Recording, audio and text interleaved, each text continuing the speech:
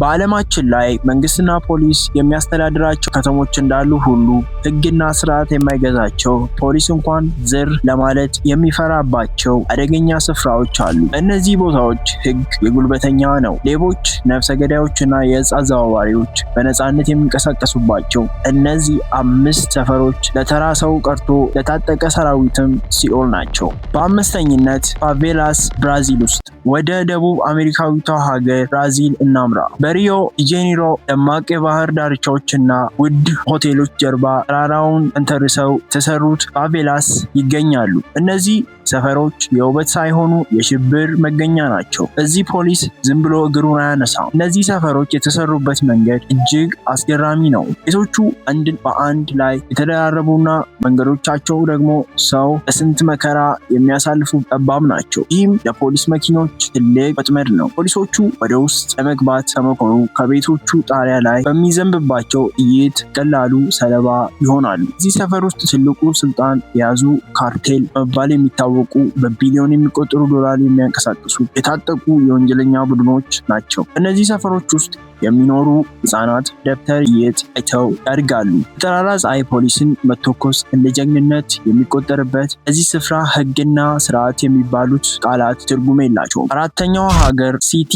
ሶሌ ሃይቲ። ከብራዚል ወደ ካሪቢያን ባህር እናምራ። ሃይቲ ዋና ከተማ ፖርቶ ፕሪንስ የሚገኘው ሲቲ ሶሌ ዓለም ላይ ካሉ ሰፈሮች ሁሉ በምድር ብሎ ይጠራል። እዚህ ቦታ ፖሊስ ቀርቶ በዓለም አቀፍ ደረጃ የሚታወቁት የተባበሩት መንግስታት የሰላም አስከባሪዎች እንኳን መግባት አቆመዋል። ሰፈሩ በበርካታ የታጠቁ ቡድኖች የተከፋፈለ ነው። እያንዳንዱ ቡድን የራሱ የድንበር ክልል አለው። አንድ ሰው ሳያውቅ አንዱን መስመር ካለፈ ህይወቱ እዚያው ያበቃ ይችላል። እዚህ ሰፈር ውስጥ ግድያ፣ ጠለፋ እና ዝርፊያ የዕለት ተዕለት ተግባራት ናቸው። ፖሊስ ወደዚህ ሰፈር ለመግባት እንኳን አይሞክርም፣ ምክንያቱም ገቡ የመውጣት እድላቸው ዜሮ መሆኑን ያውቃሉ። በቅርቡ በሃይቲ የተከሰተው አለመረጋጋት እነዚህ ወንበዴዎች የከተማዋን ቁልፍ ቦታዎች እስከ መቆጣጠር ደርሰዋል። ሲቲ ሶይ የሌቦች መሸጋገሪያ ብቻ ሳይሆን ወንጀለኞች የራሳቸው መንግስት የመሰረቱበት ግዛት። በሶስተኝነት ደግሞ የምናየው ሀገር ካይድ ሮ አሜሪካ ውስጥ። አሜሪካ በሀብትና በስልጣኔ ብትታወቅም በሎስ አንጀለስ እምብርት የሚገኙ ስካይድ ሮ ግን የሀገሪቱ ትልቅ ራስ ምታት ነው። ሺዎች የሚቆጠሩ ቤት አልባዎች፣ እስር ቤት የወጡ ወንጀለኞችና በእጽ የተጠቁ ሰዎች የመንገዱ ድንኳን ጥለው ይኖራሉ። ፖሊስ እዚህ ሰፈር ውስጥ ግጭት እንዳይነሳ በመፍራት ብዙ ጊዜ ጣልቃ ላለመግባት ይመርጣል። እጹ በጠራራ ፀሐይ ይሸጣል፣ ዝርፊያም የደቂቃው ይፈጸማል። እዚህ ሰፈር ውስጥ የሚገባው ለጥበቃ ሳይሆን የሞቱ ሰዎችን አስክሬን ለማንሳት ብቻ ሆኗል። ሁለተኝነት የምናየው ሀገር ደግሞ ፔታሬ ቬንዙዌላ። ወደ ደቡብ አሜሪካ ተመልሰን በቬንዙዌላ ዋና ከተማ ካራስ የሚገኘው ፓትሬ እናገኛለን። ይህ ሰፈር በዓለም ላይ እጅግ ሰፊው የደህንነት ቀጠና ብቻ ሳይሆን ፖሊስ እንደ ጠላት የሚታይበት ስፍራ ነው።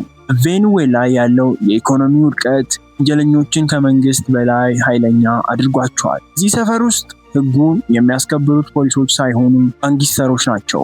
ፖሊሶች ወደ ፔታሬ ለመግባት ከደፈሩ በሺዎች የሚቆጠሩ የታጠቁ ወጣቶች እያቅጣጫው ከባቸዋል። ብዙ ጊዜ ፖሊሶች ወንጀለኞችን ከመያዝ ይልቅ እነሱ ጋር ደራድሮ ሰላም መፍጠር ይመርጣሉ። እዚህ ሰፈር ውስጥ የወንበዴዎቹ አለቃ የሰፈሩ ንጉስ ተደርጎ ይቆጠራል። በአንደኝነት የምናየው ሀገር ደግሞ ኬፒ ፍላትስ ደቡብ አፍሪካ።